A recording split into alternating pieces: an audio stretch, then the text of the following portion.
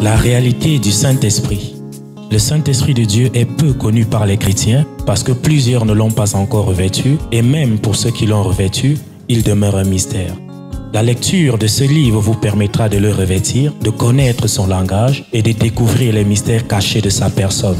Pour tout contact, appelez au plus 237 678 78 16 21 plus 237 242 0020 09 et il deviendra pour vous une réalité.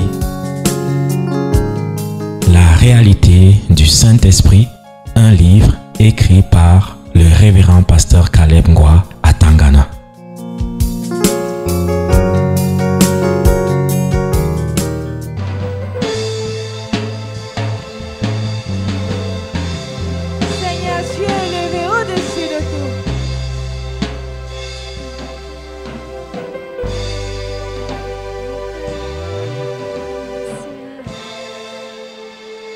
Alléluia.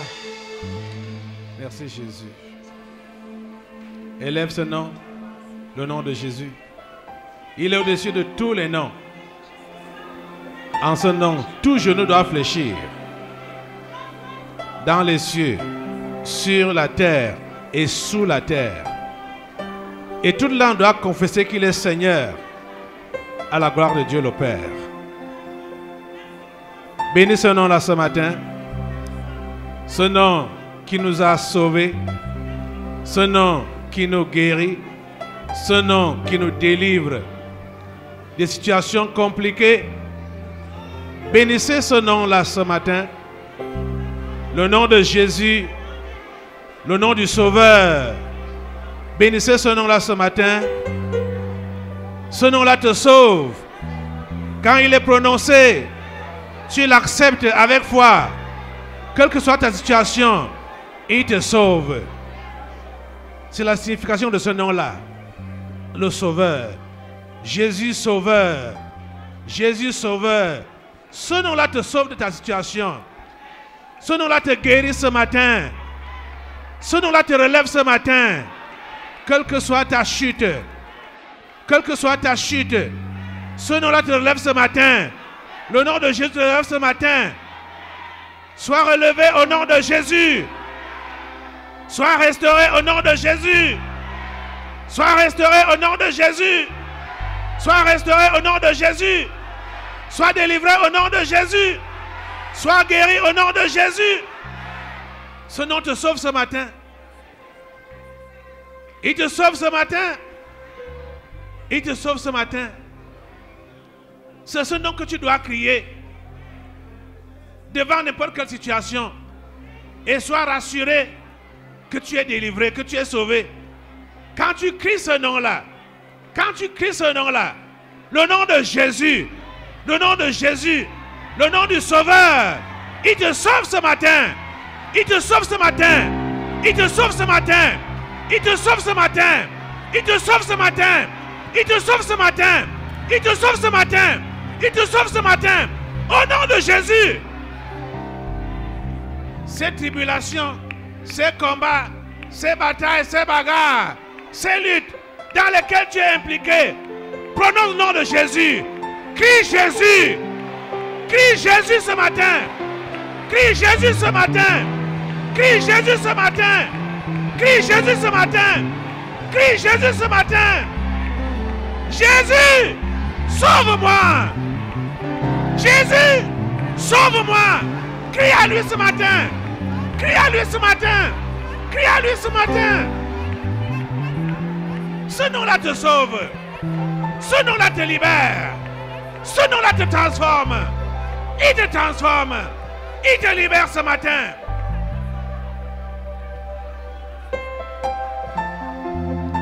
Crie ce nom-là. Crie ce nom-là. Crie ce nom-là. Crie ce nom-là. Crie ce nom-là. Jésus, sauve-moi. Jésus, sauve-moi. Jésus, sauve-moi. Crie ce nom-là ce matin. Il est au-dessus de tout nom.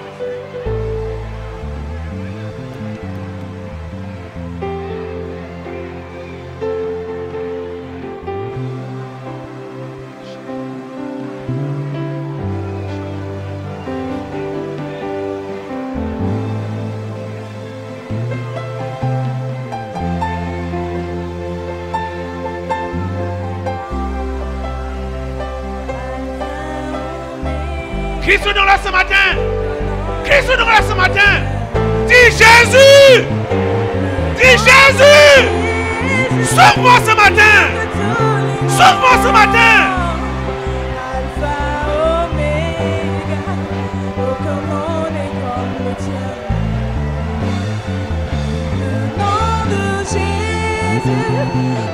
Aïe! Crie son nom là ce matin.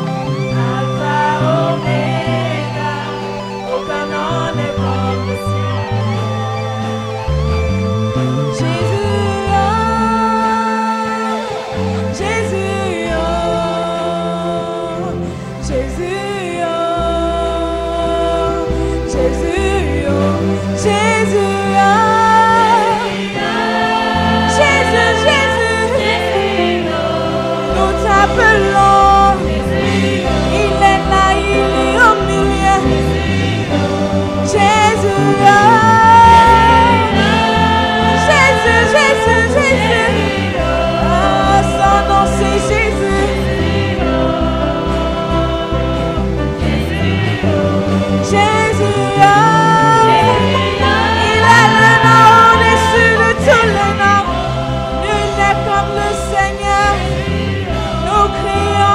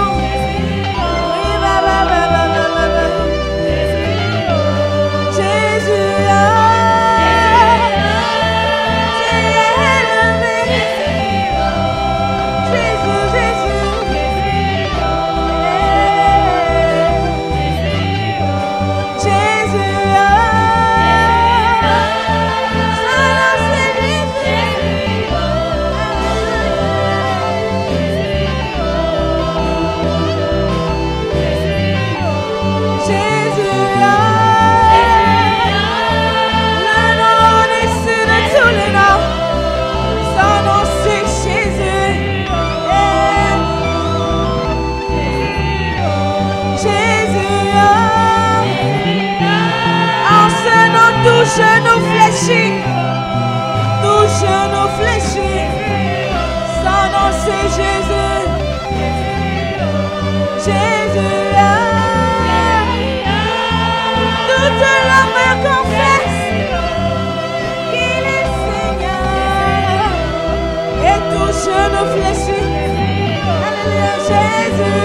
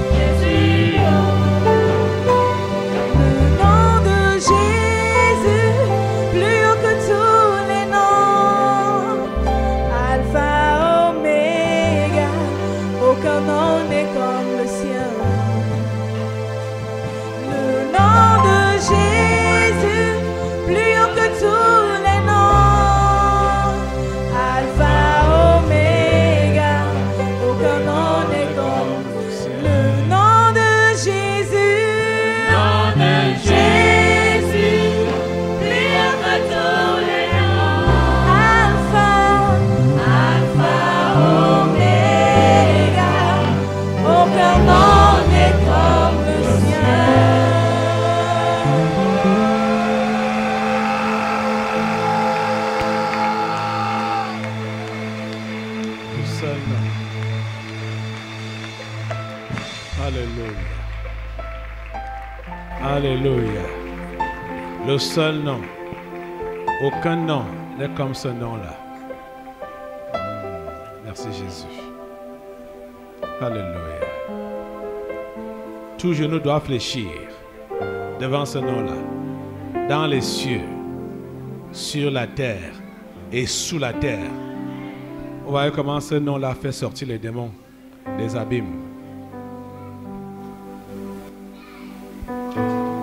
Les voilà affalés par la prononciation de ce nom-là, le nom de Jésus, Sauveur. Tu es dans quelle condition? Tu es dans quelle situation? Il faut seulement crier ce nom-là. Jésus. Votre exclamation doit être Jésus.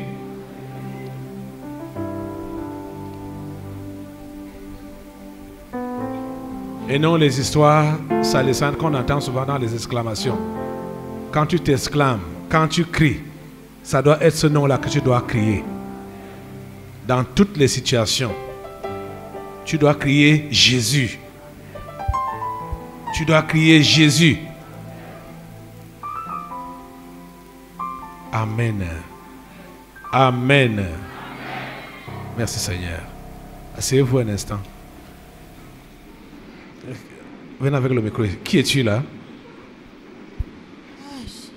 Qui es-tu? Moi. Hein? Hein? Moi. Oui. Je suis la croix. La quoi? La croix. La croix. Quelle croix?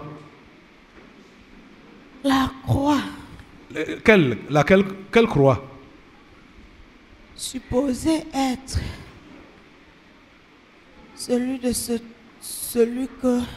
Donc, celui qu'on chantait tout à l'heure là. Ouais. Ah.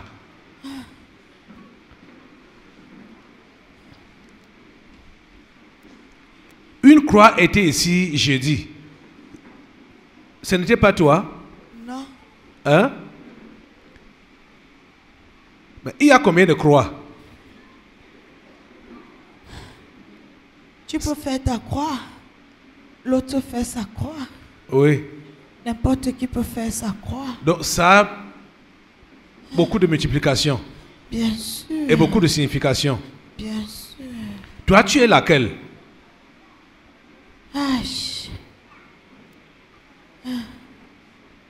Hein?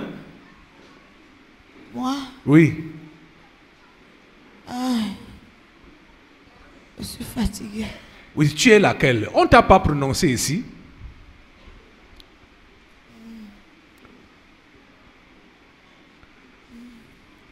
Quand moi, je pense de la croix de Jésus, je ne pense pas à une image. Je pense à sa souffrance.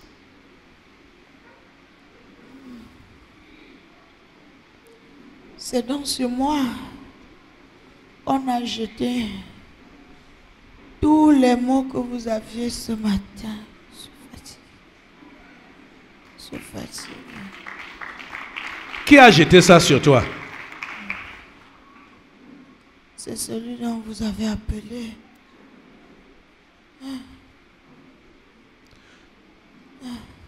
Donc la croix sur laquelle le péché a été crucifié. Ouais. Parce que la Bible nous dit que il est devenu péché pour nous. Pas pécheur, mais péché. Et c'est sur la croix, c'est le péché qui était suspendu. Quand tu entends péché, c'est le péché en gros caractère qui signifie toutes les bêtises que les humains peuvent commettre. C'est ça qui était suspendu sur la croix. C'est pourquoi quand ça criait « Mon Dieu, pourquoi m'as-tu abandonné ?» Ce n'était pas Jésus qui criait comme ça. Parce que le Père, le Fils, le Saint-Esprit n'ont jamais vraiment été séparés. Vous comprenez ça? Qu'est-ce qui te fait monter maintenant là? Je suis en train de descendre définitivement. Tu étais où avant? Quoi? Tu étais où? J'étais en vous. Hein? J'étais en vous.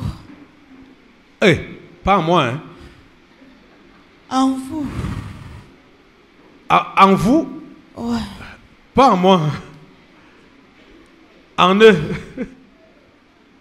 Est-ce que cette croix était en vous? Si tu avais encore les reliquats de la religion, c'est que la croix était en toi. Tu sais quoi? Non. Vous n'aviez jamais compris quelque chose. Je vous explique ça. Dis. Je prends un peu un exemple. Si tu prends la machette, on pose ton père, un malfrat vient tuer ton père avec cette machette. Il part. Tu vois comment ton père est mort. Tu vas prendre cette machette et la garder jalousement. Aïe. Ça veut dire que tu vas me tuer criminel. Tu vas la garder jalousement. Ça veut dire que tu es criminel si tu gardes ce genre de machette-là. Tu vas dire que c'est la machette qui a tué mon père, je la garde jalousement. Jamais. Hein? Jamais.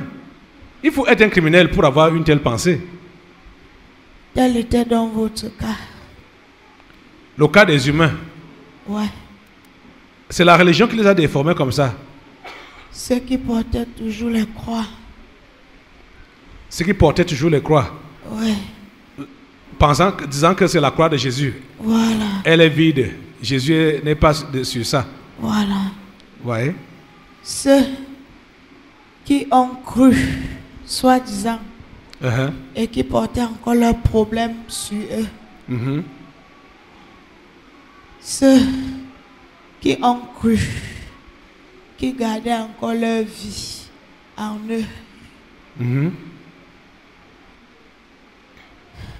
Je vous ai dit l'autre jour que la croix n'a jamais été le symbole du christianisme ni de la chrétienté.